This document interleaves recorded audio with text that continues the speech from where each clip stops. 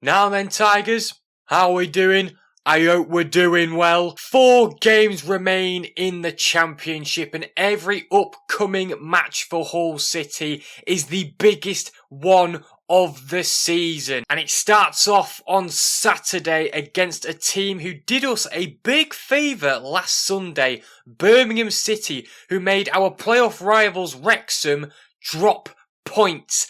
They take us on at the MKM Stadium where we try and break our 3-game winless streak. Now, sort of speaking about our previous match and linking Sheffield United to Birmingham City, both of these teams, they don't really have anything to play for, so it's a similar circumstance and scenario and situation as we did have last week. We're playing a team who can't really fight for playoffs, and they're a team who are very unlikely to somehow be involved in a relegation battle. We were doing rather well against Sheffield United up until the 75th minute. As you all know, John Lundstrom got sent off, and by then it's sort of what cost us the match. We ended up losing 2-1. However, it wasn't really all Lunny's fault because, as I've said multiple times in different videos, the referee was absolutely atrocious. Since returning from the international break, we have failed to pick up a win, which is a bit concerning to say that we are still in 6th place, 4 points away from Wrexham,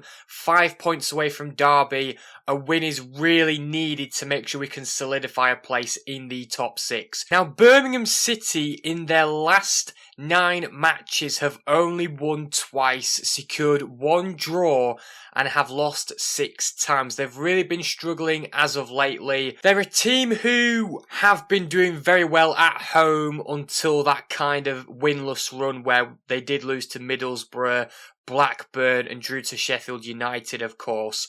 But with that home win against Wrexham, that will give him a bit of a confidence booster to try and, I guess, finish in the top end of the table, in the top half of the table. Compare that to their away record, and it's one of the worst in the league. I believe they're 22nd in terms of total points teams have gained through away games.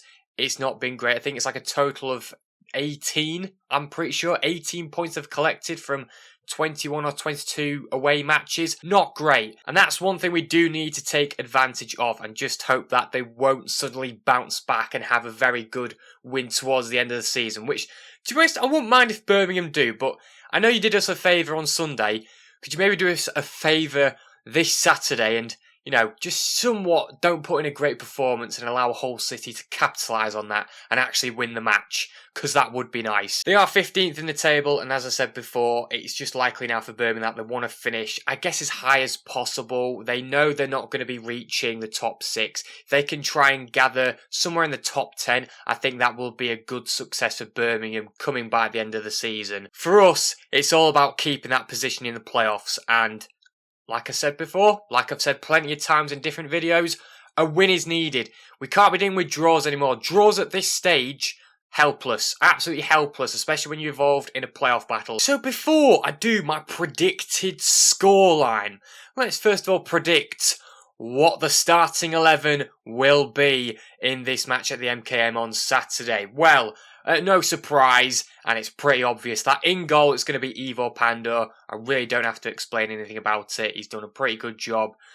Just keep it going, Pandor. Try and get a clean sheet if you can. In all honesty, it wasn't really his fault that we conceded against Sheffield United. Right back, it's going to be an interesting one because we know that Cody Drameh is injured and he's most likely out for the rest of the season. So who do you put in instead? Well, there's really only one option, and that is Louis Coyle. An absolute workhorse, absolute machine. He's going to be back in his more preferred position as he has been playing left back whilst Cody has been positioned at right back, which really does make sense.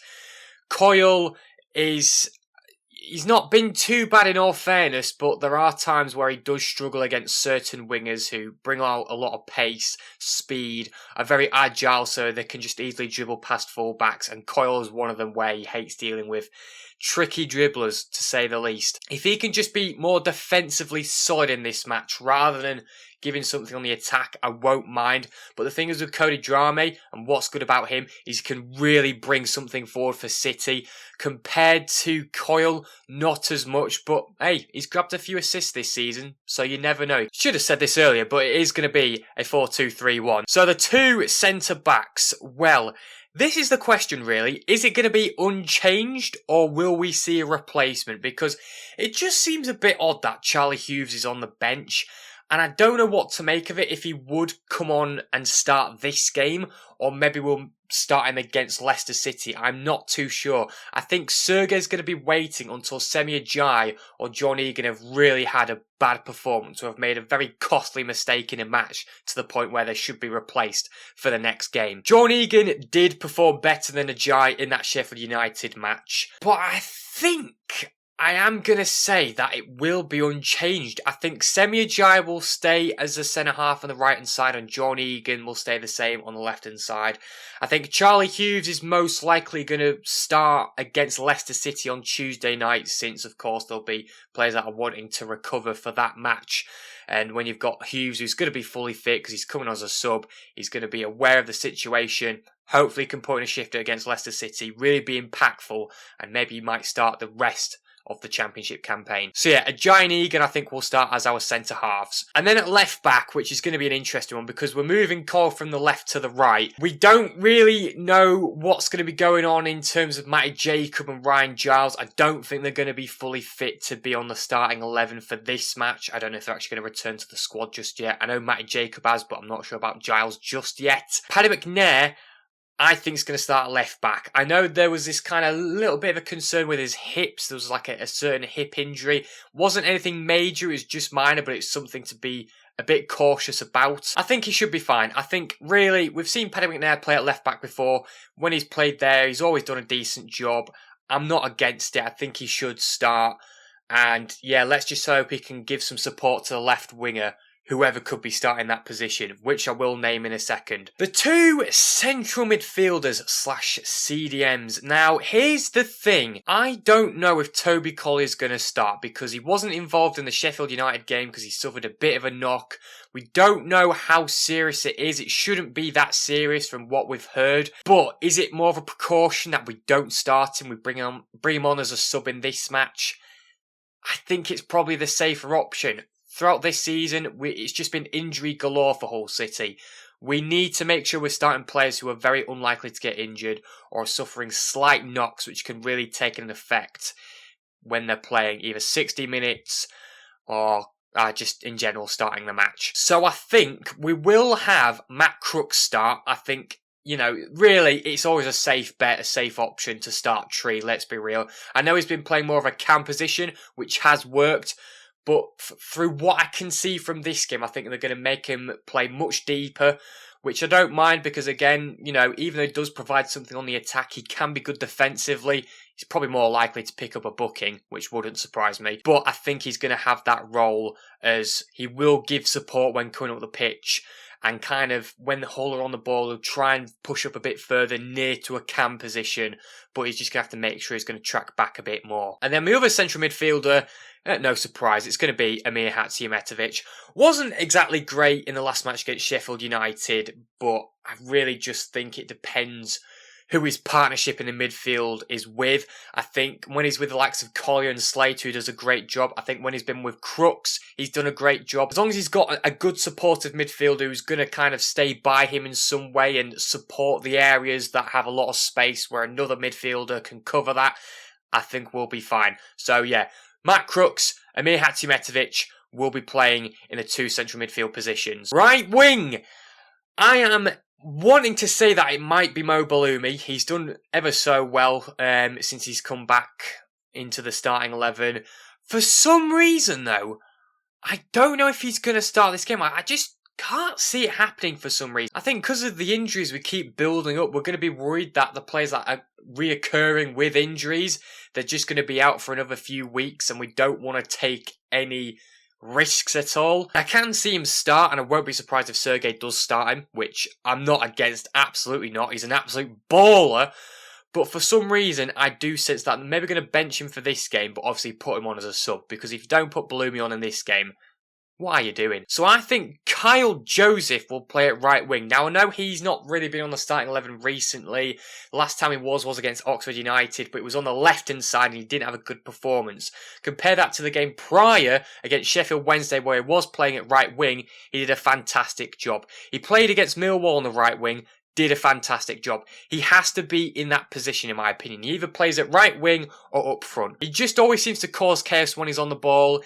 He can also put in some decent crosses, whether it's low crosses or just decent lobbed balls into the box. I think he's a reliable player to have on that right-hand side, and I think that's something that Sergei might choose just because maybe they don't want to put that risk on Bellumi and maybe save him for the Leicester City game when we do play them at the King Power. At Cam, it will be Joffy, I believe. Again, he's a player who's started on the bench a bit more recently. Well, especially against Sheffield United anyway. I think for this game, Joffy is a good player to start, especially against Birmingham City. When you look to the last match when we did play him, he did very well against them. Obviously, he scored what was the winning goal to make it 3-1 before we did concede a very late penalty to make it 3-2 and really make every fan stressful. I think when Joffy did come on the pitch against Sheffield United, he did a decent job. I think, really, I expect him to start this match. Whether he'll play at right wing or not, I don't know, but I can just see him more likely in the Cam position. And as I said before, when you have Joseph and Joffy both playing at the same time, one of them's a right winger, one of them's a Cam, they'll end up switching every now and again, which isn't the end of the world, and I think it works. And at left wing, it's got to be Liam Miller. I mean, these last two matches he's done absolutely brilliant, caused chaos against Coventry City, caused a bit of chaos against Sheffield United, obviously got the assist for McBurney's goal, which did break the deadlock. He's going to be such a key player in this match. I just hope we're not going to predominantly play it to one side all the time, because I kind of notice that sometimes where we either will dominantly play it on the right in one of the halves and then dominantly on the left on the other. But maybe we'll actually interchange a bit more and it won't just be played on the same side. I guess it just depends on who the centre-halves are going to play it to and if the full-backs are confident enough to play it to the wingers, so that way they've got a bit of space to drive forward with the ball, dribble and create an opportunity. And up front, it's obviously going to be Ollie McBurney. I mean, come on. There's no one else that's going to start up front for the rest of this season. Scored against Sheffield United, ended his goal drought, which I'm very happy for. Hopefully he can get some sort of goal scoring momentum now and do that for the rest of the season. Compared to the Coventry and Oxford game to the Sheffield United one, where he was very quiet in the games prior to the one at Bramall Lane, where he just wasn't really getting any chances.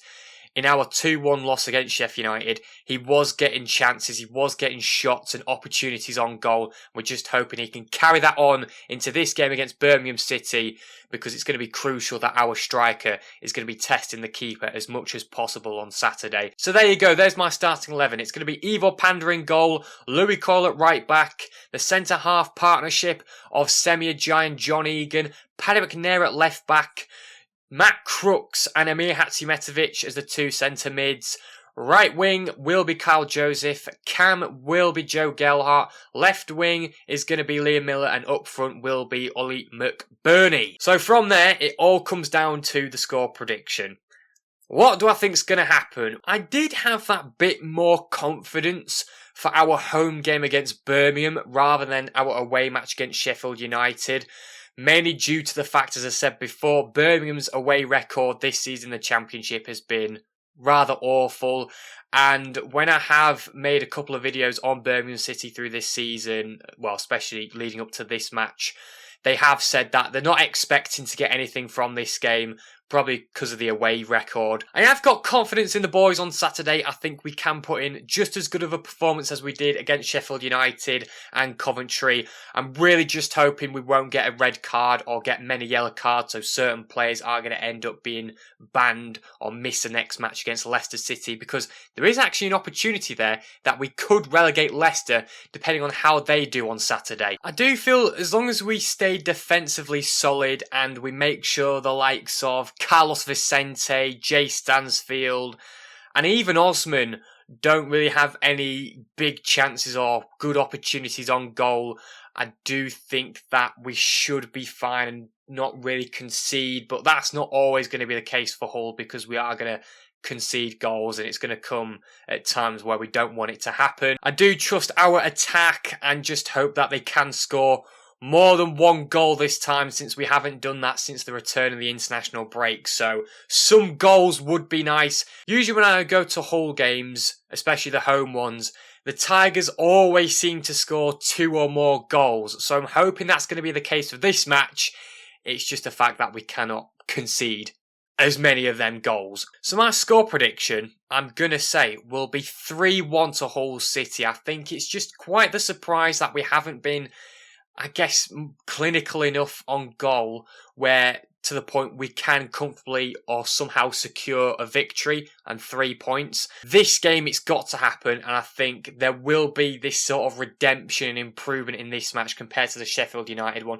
Not that there was anything too bad, but it's just a couple of decisions that Hull players made which maybe cost a good opportunity for Sheffield United or a flipping red card. I really do hope that John Lundstrom doesn't start against Leicester. So yeah, I'm confident in the boys. I believe they can get it done. I'm really hoping they will. So 3-1 is my prediction. Hull City to get 3 points and a +2 on their goal difference, which will definitely help when it comes towards the final games of the season, if the playoff battle is close. Anyway, folks, thank you so much for watching. Be sure, Hull and Birmingham fans, to put your score predictions in the comments. Let me know who you think will start this match on Saturday. Be sure to check my link in the description where you'll see my socials. Be sure to check them out.